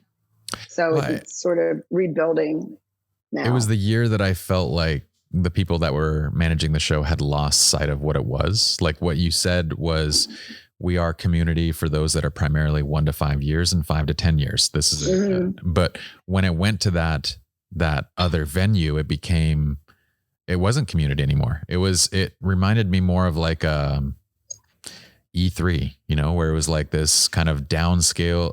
It was a downscale version of like an electronics conference type thing. And what made WPPI great was the community aspect. Like I've never gone to like any other electronic show expecting community. You meet who you're going to meet, but you're not there for that purpose. So what goes into, you have 10,000 people that are showing up to this thing. What goes into choosing a venue? How do you even go about that? Well, fortunately, in some level, I'm not part of that process. Our operations teams are the ones that go in and choose it. And a lot of it is because Emerald has 140 some trade shows. And so there's certain hotel, corporations that they have relationships with. And so a lot of it is what you can get for the time that you want. So for instance, we've always, like for Photo Plus, it's always been at Javits. It's always been the third week of October. Well, this year, because things are behind there and it was a hospital for a long time, so they had to shove all their shows into different time slots. We're going to be at the end of September. I see. We try to keep WPPI at the same time, but our operations team, they know all the major hotels. We have to go to a big location, obviously. Yeah. So, we're no CES, obviously, but you still have to, and it's amazing. Some of, a lot of the hotels in Vegas just can't hold that, group, that size of a group, or if they can, the room rates are too high, or, they don't give you any options as far your food and beverage is really high. There are all these things that are built into it that you have to spend X number of dollars for food and beverage, and you have to spend X number of dollars to fill the rooms, because that's all part of, what you're doing with your contract with them. So it's a lot of negotiation back and forth. And if the overarching goal is community again, I would imagine that, physical distances between exhibition versus classes versus, hotel stays and hotel rooms, that becomes very important. If it's a community, then the actual physical distance between each of these areas that people have to move between becomes important, like keeping them closer together. Oh, right. And that was a problem with Mandalay because we had print competition and Excalibur. And of course, the rooms were much cheaper there. It was still part of our room block, but a lot of people stayed there. So while we were trying to do activities at Mandalay, they were staying over there. They were in the bars over there. They were in Luxor, but they weren't necessarily at Mandalay. And then people were staying at the Delano. So you had 4 different hotels where people were spread out through, and that made it hard. Whereas the Mirage, everybody will be in the same place. There isn't another sister hotel that goes with it. So this is going back at the Mirage then. Right, we're back. Yes. So it's like MGM. That's why we loved MGM. Everybody was in the same place. That's what I liked about that too, was like you could go from a hotel room to the trade show floor to a class. And I remember there was one year where I was teaching and it was so far from everything. Like the rooms were that was a long hike. Yeah. It was funny. It was like, cause I think Trevor and I were we're relegated to this far place. And we were like, I don't even know if anybody's going to make the walk to our classroom. Like it's such a long ways, but that distance is critical. That's the problem. It is absolutely. And at the Mirage, the rooms are still a little bit, I mean, it's a walk. You have to go. I hate when you have to go through the casino. But there's a piece of the casino you have to go through. You go through where the restaurants are. But then once you're in the convention area, it's really nice. It's quiet. It's smoke free. It's, it'll feel much cozier than it did at Mandalay. Plus, Mandalay always had a million different shows going on. I don't know if you noticed this year, there was it was like a cult show about how to make $1 million. There was this whole... oh my God. It was a convention and they were all dressed up all the time, and they were. No, it was I did creepy. see it. You had to have seen them. Yeah. What was that about? What were they doing? It was seriously. It was about how to make a lot of money. That was the premise of the conference. These people were major dollar people, and so they were trying to learn from each other how to make good money. So the women were all in, dressed to the nines, and the guys were in suits, and they were, young and white, and, just really, really entitled. Sorry. You can edit that out. So how do you make a lot of money? Did you learn from their secrets, Arlene? No, I did not, Pi. I did not. I was sort of too busy doing what I was supposed to be doing. I mean, because we have to get there early for print competitions. So, we're there 6 days, sometimes 7 days, at the show. So it's a long week. Another reason you wouldn't want to put on a show. Maybe you can tell me about that side of it. So all this, I mean, you start planning 2 weeks after the last trade show for the following year. Right. Once it arrives, what is that week like? It's number one, you have to have comfortable shoes. That's what everybody says. It's very long days. I mean, especially for the operations teams, they start because registration opens at 7. So the registration, they all start 6:30, 7 o'clock. And first class is either 8 or 8:30. So I have to be downstairs by 7:30. Doing what though? Helping to get my Starbucks. Well, making sure that because we hire temps for the classrooms to check everybody's badges. So you want to make sure that, help operations, make sure that everybody's, in the right place. And if there are any snafus with any instructors, that's me. So I go to every classroom and make sure that everybody's smiling and happy. So I'll go in and introduce myself because I don't know all of the instructors. So I go in, I introduce myself, make sure that they have water or if their AB guy is there. And I have to do that. I try to do it for every single class. So it's a long day. And then you have to be ready to go for the evening events. So a lot of times I'm not one of the ones that necessarily will go to the bar until when people will go till 2 a.m. and then they're up, downstairs at 7 again. I can't do that. But they're just long days. One year at MGM, I had been downstairs for like 15 hours and I went upstairs and ordered room service. And when I fell asleep It was 11:30. It was midnight. I hadn't eaten all day, and they came with I wanted a burger, and I was sound asleep. Missed that. Oh well. It's tiring. It's very, and you're hyped up. You've got the energy. You're running on it. Obviously, you're just running on adrenaline, trying to make sure, because if you see somebody in the hallway and they look unhappy, or they find me and they complain. I mean, I have people come to me after classes and tell me that the instructor was terrible. Oh no, which is always a little awkward. But what is you usually have to be customer service too. Yeah, I'm so curious as an instructor, what are the typical complaints that you're getting from the students of those instructors? Like, what are the things that they gripe about? Well, for instance, they'll go to say a lighting or portrait class, and the instructor just talks about their own work the whole time. So they just show examples of what they do, but they don't tell you how they did it or what the circumstances were. So you walk away with nothing. It's a slideshow, essentially. Yeah. And you can get away with that with a keynote, because if you're going to see Platon or, some, Art Driver or some really big name, then you don't expect anything different. That's what a keynote is. But keynotes aren't necessarily popular with our audience. So we didn't have any in 2020, and we won't have any in 2021 either. They just there goes. I don't know chances. if it's the age of the crowd and they just don't know who they are.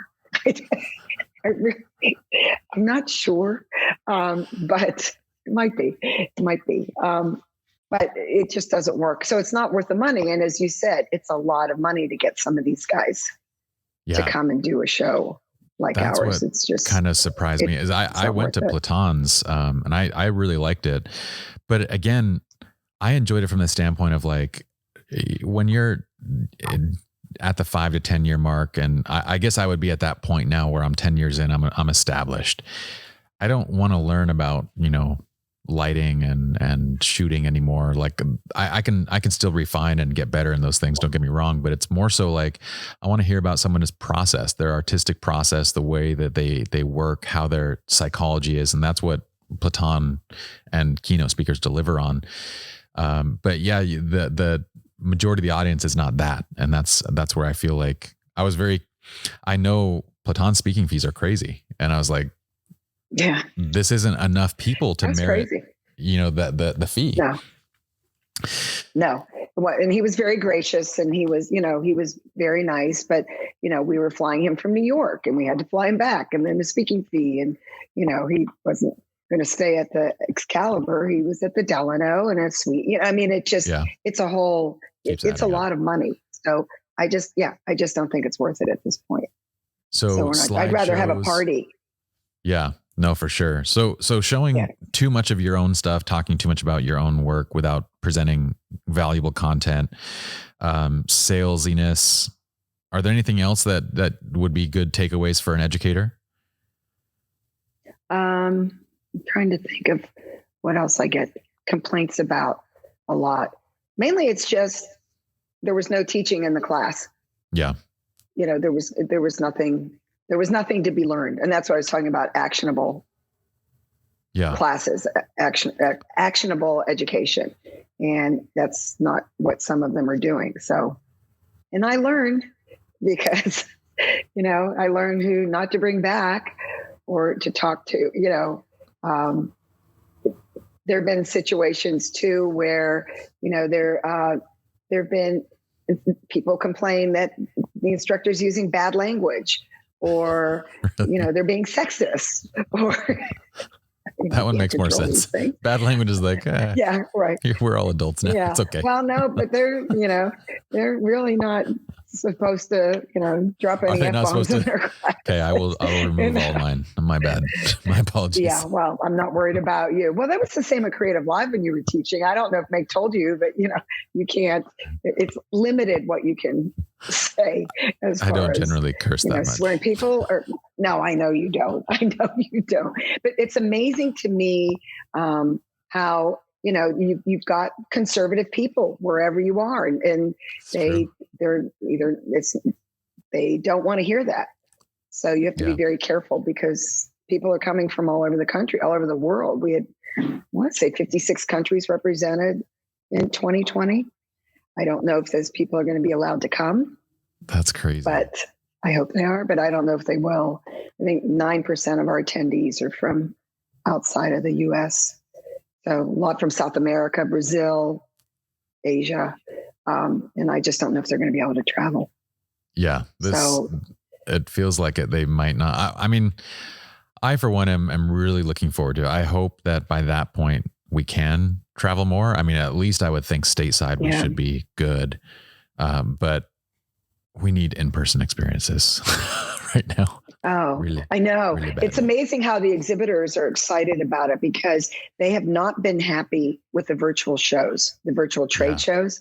I don't know if you've been to any of them, but they're just attended a couple, like bots. They're weird.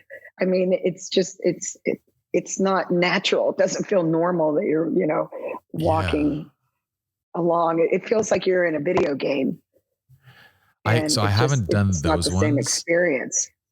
But I've done the conferences where I haven't done the ones where it's like literally like virtual layouts and things like that. But I've done the ones where it's just like one class after another kind of online conference, type thing. I don't like it. Like, yeah. I don't like it as a presenter. I don't like it for the attendees because it feels like if I'm going to watch something online, I would like it to be well produced and to be well thought out, good information. It felt like I was getting the worst of both worlds. Like it wasn't well produced. And at the same time, it wasn't an in-person experience. So I was like, I don't think the idea of a virtual conference, I have not yet seen it done well, but maybe I just haven't been to enough. No. Well, they're really hard to do because you also don't know the video quality, the audio quality for the most part of and actually Emerald had one where the power went out from the main hub for the conference. Man. And so, there was a delay on that. And this is stuff you just can't control because you're not in a live experience. If the audio goes out in a classroom, maybe we know and we send somebody in and they fix it, but you can't do that. And also I've taken a lot of classes on how to do a virtual conference, hoping that I wasn't going to have to do a virtual conference, but you learn a lot in the psychology of how do you keep someone sitting at their computer for say 4 hours or 5 hours. So you're producing 5 classes and you give them a 15-minute break, but it's not, how do you know that, how do you keep them engaged? For sure. For that time. And once they walk away, how do you get them back? That's the other thing. So it's been a challenge for everybody. And some have been okay, some of them not so much. So that's why live is better. If we can do it live. And the amount of work that you put into it in terms of planning all the way up through the execution is crazy. It's such a fascinating talk to me. Again, I have no desire in putting on our own conference, but I do love businesses and I love seeing like the way that you plan, look for the audience, piece together the content and the educators to come to this thing, plan out the in-person experiences, and then work out the economics of getting 10,000 people into one area. That to me is fascinating. Never want to do it, but it's fascinating. So, well, and don't forget the print competition too. At this point, we're the only show that does live judging for the print album and filmmaking competition. And so, so that's a whole other thing of getting, the entries there and setting up the judging rooms. We normally have 8 rooms with 6 judges in a room and, getting the projectors colored, the color set up on everything. And, that's a lot in itself. And, we do training for the judges the day before and you have to feed them. And so, we had 74 judges last year, I think. Oh, wow. So that's its own world. Yeah. This year it'll be a little bit less because we only have 6 rooms instead of 8. And I hope people will enter. I know that it's a struggle financially to do something like that because it's expensive. You have to print it, or you have to have it printed and mounted, and you have to, send it, and there's a fee. And so there's a lot to it. And people say, well, why don't you just make it all virtual and, just make it an online competition? But I don't know. It's a great learning experience for people to push themselves to understand what it is like to print something and what it should look like. And I think that's also something people don't do as much anymore. You can probably talk to that as well, because, photographers they'll have albums made, and, they might have prints made by somebody, but most of the entries they print them themselves. So they have to learn, a lot of them have to do it themselves, and they learn how to do it. They don't always send it to White House or Miller's or whomever the lab is that they choose to use. So it's a challenge. But I love print comp. That's my favorite part of the show. I like the print competition too. I like just browsing through all the images. It's a lot of fun to just sit there and to walk through the galleries after the fact. Oh yeah. That's a big job too. Getting that hung, and we have to have hangers, and we have to have handlers in every room. So they pack them up and then take them to the trade show floor, and everything has to be set up there, and they hang them. Yeah. It's a lot of people. Another behind the scenes thing that nobody has any idea how much work goes into that too. I don't think people realize either that the most of everything that happens on the trade show, that's all run by the unions, isn't it? Because as an exhibitor, it was wild to I've exhibited a couple times at WPPI and different trade shows. It was wild to have to deal with unions for everything.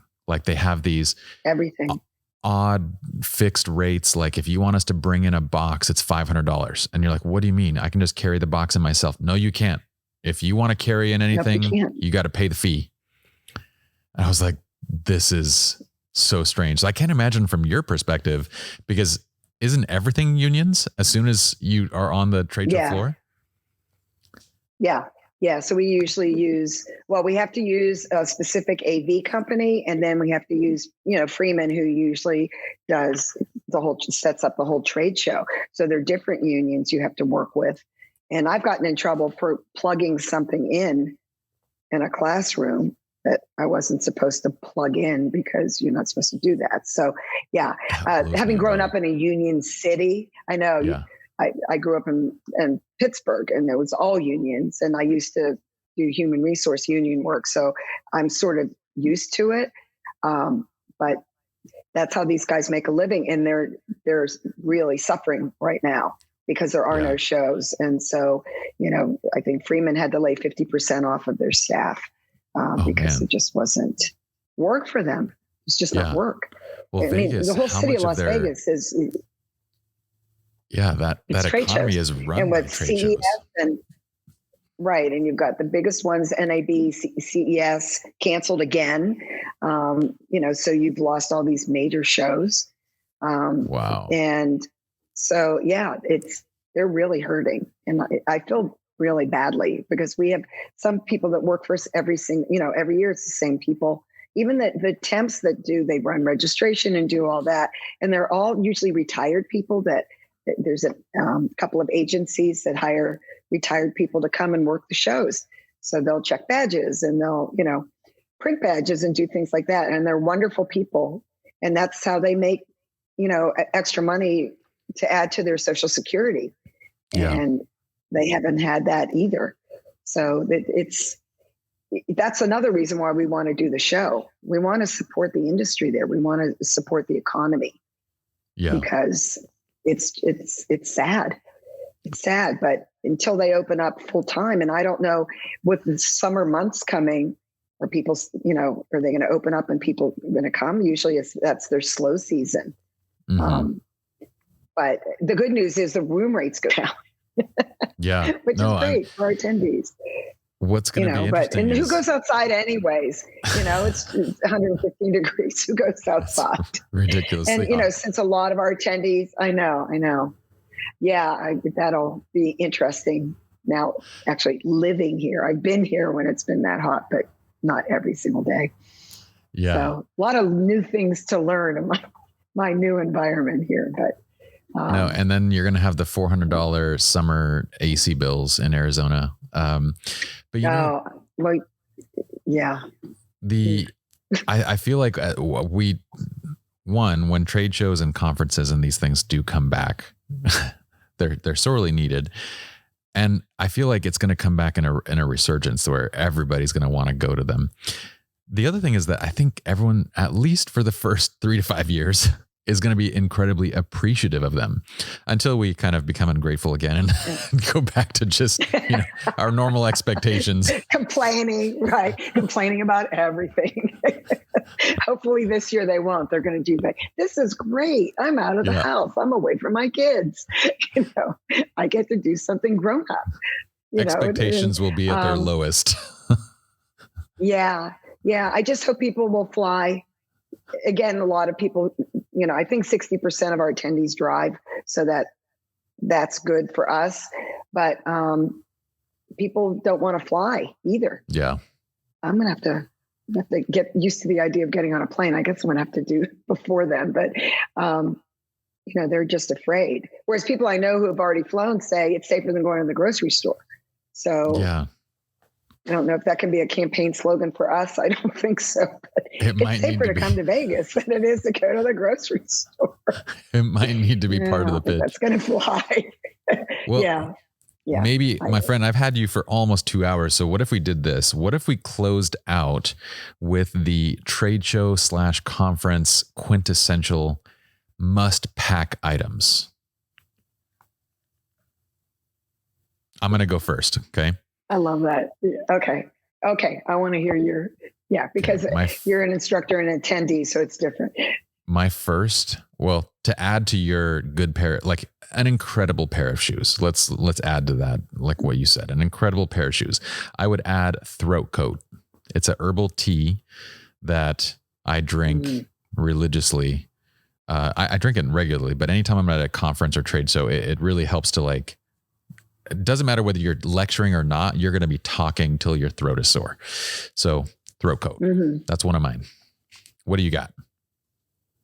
Okay. So I would tell you a week before you come, start taking emergency. Oh, I was going to add to that there are too. a lot of germs there. Yes. I think there'll probably be hand sanitizer everywhere. And I'm guessing we're going to have to be masked anyways, but you just don't know. Everybody gets sick in Vegas. So start taking it the week before and get your vitamin C in there.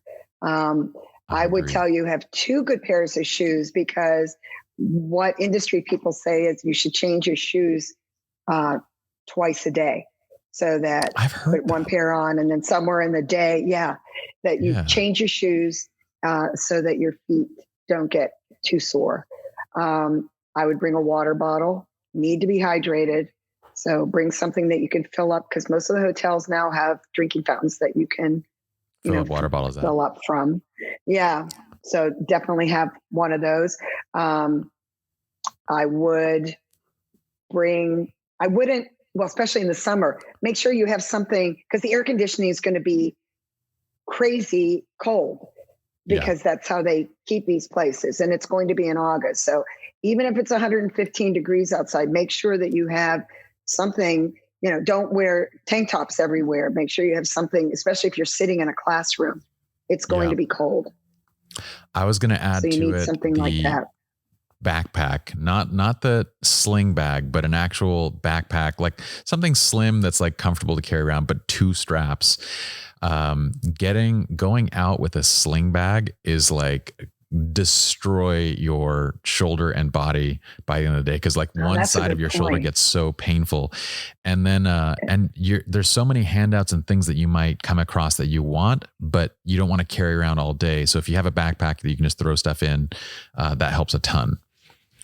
What else you got? That's very smart. And then in that backpack, put in some, power bar, granola bar, something in there, because the food's expensive in these hotels. And if you're on a limited budget, make sure you have your own snacks, so that you don't have to worry about going somewhere. And, you may want to spend the money for dinner, but you may not want to spend it for lunch. So bring your own. During lunch, BYO. the food court lines are crazy. Like trying to get in and out of the food court during lunch is pretty nutso. It is. So that's why you're better off just having something with your water bottle, have your snacks. What else? Well, the other trade show, because WPPI actually allows you to buy things, which is awesome because you will get incredible deals from pretty much everybody. Right. Everybody offers really great trade show deals. But there's one piece of advice that I always give, which is when you go walk the trade show floor, don't buy anything on your first pass. I always say walk through everything because you're going to see tons of different things. Things are going to catch your eye, and then you're going to see a better version of that thing, or you're going to decide you want something else more. So just walk the trade show floor once, leave your money in your pocket the first day. I know it's burning a hole in your pocket, but just relax. And then the next day, come back and decide on what you're going to actually buy. So I feel like too often I've gotten hyped up and psyched out by just the nature of being there and the excitement of the first day. And I buy things on the first day and I never use them. But if I give myself the cooling off period of waiting to the second day, seeing everything and then deciding, then I always get good stuff. Sorry, the gardener's here, so I'm sure you're hearing that in the background. No, you're good. With the leaf blower. That's a good one. I actually tell people to walk through the first day. The second day, just go and talk to the people that you're most interested in and then buy on the third day. Because some of these guys have better deals on the last day because they don't want to take it home. That's an even better tip. That's also a good one. Anything else? You've got really good advice to give. I think you and I have been to a few trade shows, my friend. You were the powerhouse that plans them all. No, not me. Not me. It's good instructors like you that make my job easy. So, except when you don't submit, but I can just give you grief on that all the time. I'm going to be wherever you want me to go. Resist. I know. And I really appreciate that. It just makes me laugh sometimes, but, no, this has been fun. And I hope it's been, giving people some ideas. You ask really good questions, different questions. A lot of times then people will ask me about the show. And I appreciate that because, it gives a different perspective on what's behind the scenes. You were really thinking about that. It's crazy what goes into it. I mean, it's a gnarly process, and I love hearing all of we need to have you back just for a story time with Arlene at some point in the future. Oh boy, do I have good stories. I have before we used to have dinners for the print comp. Well, we still do for the print comp chairs for the rooms. And so we would have a dinner the night before it would start, and people would just start telling stories about what their worst wedding was, what was somebody died in the aisle. I mean, these are literally, there's some amazing stories. I'm sure you have a few also. We could spend a whole hour just telling our stories. It would be pretty entertaining. Yeah, because I'm sure everybody on your staff has a good story to tell. We do actually do story time in non-COVID years. We do you really? Story time. Yes. We do story time. It must be really fun. It actually is pretty fun. It must be really fun. Yeah. It's really fun. It's the only way you can get through it. Well, let's do the trade show and then let's bring you back at the end of the year and do story time with Arlene post trade show. Okay. And two other things I was going to really quickly say along our lines with what to bring. Yes. Make sure you bring your headphones so that you can, one of my favorite things to do during the trade show is like tuck away somewhere, put my earbuds in and just like decompress. And then great idea. An external battery for your phone because your phone will die while you're there. It will, but we have chargers. Oh, you have chargers? Last year we actually did have chargers down in the conference area where you could just plug in your phones. And I'm assuming we're going to have it again. The company, I can't remember the name of the company, but they actually sponsored it so that's genius. We were able to have that. Oh yeah, because that's the worst thing for everybody It really, because you want to stay in worst. And touch I'll with look all your down and I'm friends. like, oh my God, I know somebody's going to call me and they're going to need me in a room. And, I bring external batteries. You get one of those Mophie things and you have it for that very good advice. Very good. But so are the headphones. And we're going to have a lounge. The Rangefinder WPPI lounge will be on the show floor and you can sneak in there and there'll be places to sit. So if you want to decompress, you can do that there as well. Awesome. Or most people just sit in the hall. They're sitting on the floor in the hallway. So, which is great. I appreciate you, Arlene. Thank you for coming onto the podcast. I appreciate you. Thanks for having me. And I'll look forward to seeing you. Yes, me too. In August. And then we'll have you back afterwards and you can tell us all about how everything went and all the stories. That sounds awesome. Don't forget, guys, $30 off. The code is THINK. Awesome. We're going to link it up as well in the show notes. We'll have links to great. Thank you. Buy the Trade Show Passion, everything. So be sure to check out that and we'll see you guys next time. Okay. See you, Arlene. All right. Be well. Bye. Okay. Bye.